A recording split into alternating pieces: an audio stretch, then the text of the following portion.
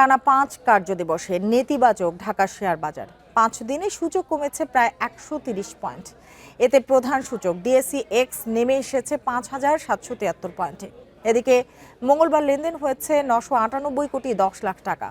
Share দর কমেছে 68 ভাগ কোম্পানির। বাজার সংশ্লিষ্টরা বলছেন, নতুন বিনিয়োগ না আসায় দরপতন ঠেকানো যাচ্ছে না। অন্যদিকে চট্টগ্রাম স্টক এক্সচেঞ্জে সার্বিক সূচক কমেছে 110 পয়েন্টের বেশি। গত মঙ্গলবার ডিএসইএক্স সূচক ছিল 5,903 পয়েন্ট।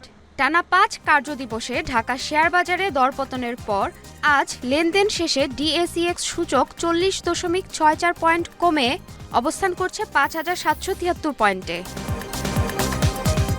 সূচক কমলেও বেড়েছে লেনদেন। আজ লেনদেন হয়েছে 998 কোটি 10 লাখ টাকা, যা আগের দিনের চেয়ে 3 কোটি 25 লাখ টাকা বেশি।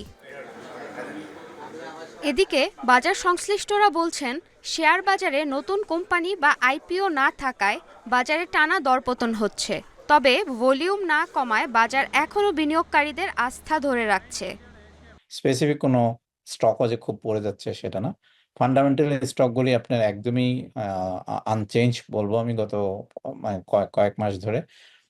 তো সেটা উইচ ইজ গুড সিগন্যাল যে ফান্ডামেন্টাল স্টক যেটা আমরা মনে করি যে ফেয়ারলি প্রাইসড, সেগুলি এখনো ইনভেস্টর ধরে রেখেছে। লেনদেনে অংশ নেয়া 390টি কোম্পানি ও মিউচুয়াল ফান্ডের মধ্যে দর বেড়েছে 77টি প্রতিষ্ঠানের, দর কমেছে 266টি প্রতিষ্ঠানের এবং অপরিবর্তিত রয়েছে 47টি প্রতিষ্ঠানের শেয়ার দর। সবচেয়ে বেশি লেনদেন হওয়া প্রতিষ্ঠানের তালিকায় প্রথম ডমিনেস স্টিল, দ্বিতীয় আইপিডিসি, তৃতীয় এনভয় টেক্সটাইলস।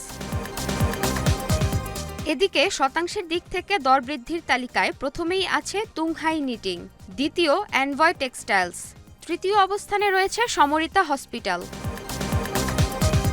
অন্যদিকে চট্টগ্রাম স্টক এক্সচেঞ্জে সার্বিক সূচক কমেছে 110.72 পয়েন্ট।